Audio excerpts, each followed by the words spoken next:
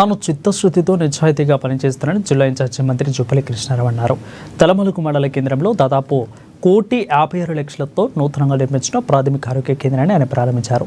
స్థానికంగా ఉన్న సమస్యలను ప్రజాప్రతినిధులు తమ దృష్టికి తెచ్చారని వాటి పరిష్కారం కోసం కృషి చేస్తానని అన్నారు. అందుకంటే ముందు ఆవరణలో మొక్కలు నాటి కొమరభీమ విగ్రహానికి పూలమాలలు వేసి నివాళులర్పించారు.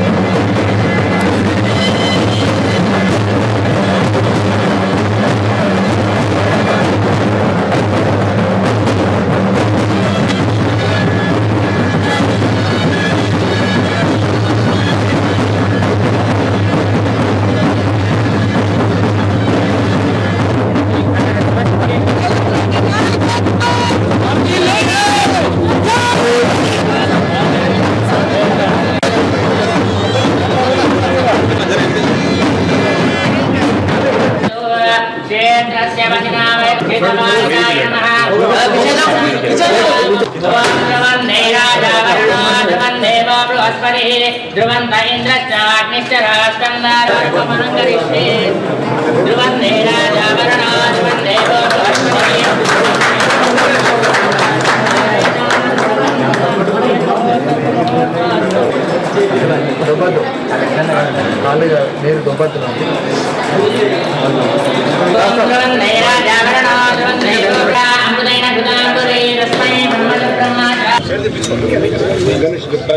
అలాగే తలమరుగు మండలంలో అవసరమే ఎత్తుకోవాలన్నా ఇంత అత్యవసర అవసరానికి మనం ఆసుపత్రికి పోవాలన్న దగ్గర అందుబాటులో ఉంటున్నారు కాబట్టి మనం అందరం ఏం భయపడాల్సిన శాసనసభ్యులు అడిగినటువంటి అంశాలు ఏవైతున్నాయో అభివృద్ధి సంబంధించి తప్పకుండా వాటి పట్ల నేను చిత్తశుద్ధిగా నిజాయితీగా నా వంతు ప్రయత్నం చేస్తాను.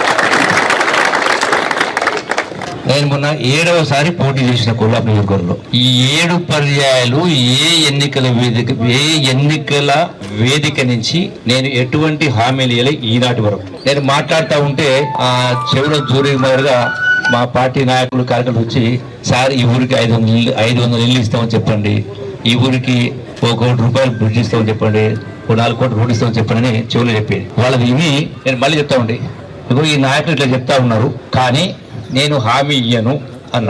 ఒక్కసారి అందరూ ఆశ్చర్యపోయాను. ఎందుకంటే నేను గెలుస్తానో లేదో తెలియదు, గెలిచిన పార్టీ అధికారులకు వస్తారో తెలియదు, అధికారులకు వచ్చినా కూడా నేను చెప్పిన పని శాంక్షన్ అవుతుందో కాదో తెలియదు, నా చేతుల్లో లేనటువంటిది అని నేను హామీలు ఇవ్వను.